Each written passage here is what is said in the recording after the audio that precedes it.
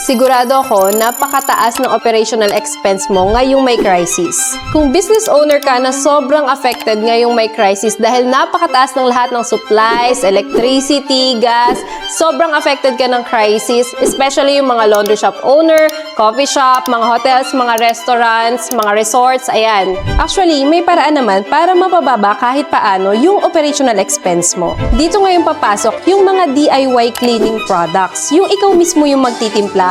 At ang maganda dito, bukod sa napaka-affordable niya, pwedeng-pwede mo siyang i-customize depende sa kung anong preference mo. Napakarami na pong nagsiswitch sa mga DIY cleaning products dahil gusto nilang makatipid. Sa katunayan nga po, kahit hindi namin ine-expect, talagang lumobo po yung orders namin dito sa warehouse. Kaya kung gusto mo makasave ang negosyo mo, itry mo nang mag-DIY din ng mga sabon o mga panglinis mo sa business mo. Siguradong mas mamamaximize mo yung profit mo. Mag-message ka lang sa amin or mag-comment ng how dyan sa comment section at ia-assist ka namin. Yun lang po. Salamat sa Diyos!